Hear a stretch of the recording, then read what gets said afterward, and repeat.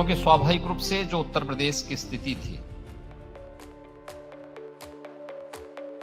एक लंबे अंधकार के कालखंड से उभार करके जब हम लोग इस स्थिति में आए कि अब हम लोग आपके लिए सही मायने में एक लंबे समय के लिए रेड कारपेट को बनाए रख सकते हैं, तब हम लोगों ने आपको इस कॉन्क्लेव के लिए यहां पर आमंत्रित किया है।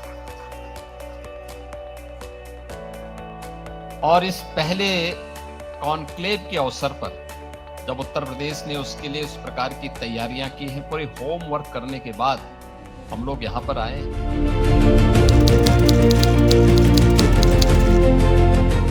माननीय उत्तर प्रदेश का मुख्यमंत्री जी योगी आदित्यनाथ जी, उनका गतिशील निर्णायक नेतृत्व और एक कमिटमेंट, देश समाज के लिए उनका जो कमिटमेंट है, इट इज एग्जाम्पलरी। उन्हीं का एक बुनियादी परिवर्तन हम देखा है उत्तर प्रदेश में। मैं एक्चुअली 40 साल से मैं उत्तर प्रदेश के साथ जुड़ा हूं, एक सिविल और एनवायरमेंटल इंजीनियर के रूप में। इसमें मैं देखता हूं कि अभी उत्तर प्रदेश जो था, जो है और जो होने जा रही है, इसमें आज मैं प्राउड के साथ बोल सकता हूं कि योगी आदित्यनाथ जी का और उनका पूरा जो लीडरशिप है, ये एक नई दिशा ये स्टेट को और स्टेट के थ्रू देश को दिखाने जा रही है। आज मैं अपने खुद के एक्सपीरियंस भी शेयर करना चाहूँगा। पिछले 9 सालों में मैंने यहाँ जो ईज ऑफ डूइंग बिजनेस देखा है, जो लॉ एंड ऑर्डर की सिचुएशन देखी है, गवर्नमेंट की डायनामिज्म देखी है, ये पूरे देश में एक स्टैंड आउट होता है। यूपी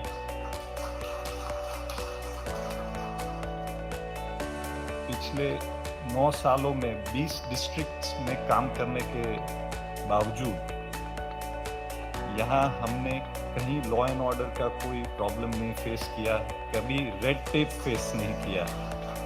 और मैंने ये पास्ट में भी कहा था और आज मैं फिर कहना चाहूँगा कि यूपी में कोई रेड टेप नहीं है।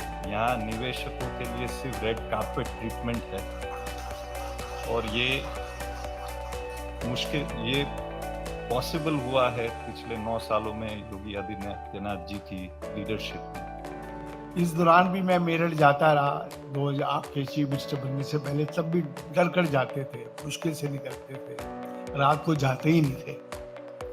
लेकिन आज धड़ल्ले से कह सकता हूँ मैं, एक वर्ड मैंने बड़ा लोकल वर्ड यूज किया है, धड़ल्ले से। कहीं रात को 2 बजे चले जाओ, 3 बजे चले जाओ, हमारी साथ हमारी माँ बेटियां हो, सब सेफ है। और सबसे बड़ी बात यही है कि जो जगह सेफ है वहाँ पर लोग आते हैं, अपना पैसा भी इन्वेस्ट करते हैं, अच्छे अच्छे टेक्निकल लोग भी आते हैं। और जब जहाँ इंडस्ट्री आएगी तो वहाँ पर अच्छे पढ़े लोग भी आएंगे। बेचारे वहाँ के लोकल जो बंदे हैं उनको भी टेक्निकली सुधारा जाएगा, उनको पढ़ाया लिखाया जाएगा, तो वो भी स्किल्ड वर्कर हो जाते हैं। तो इस तरीके से इकोनॉमी तो इसी तरह से बढ़ती है। We have several more opportunities at this point of time. For that, what we require is ease of doing business, even the regulations to be in tune with what the industry requires.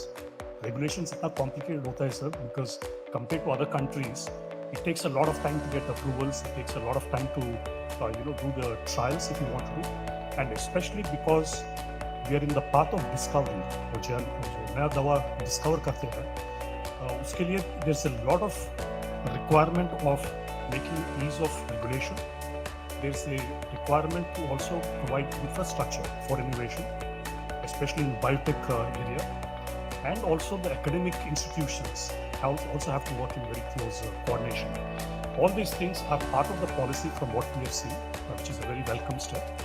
And all of us look forward to engaging with you, engaging with your government to see what best we can do, not only just from our own companies, but from the industry and also to build an ecosystem.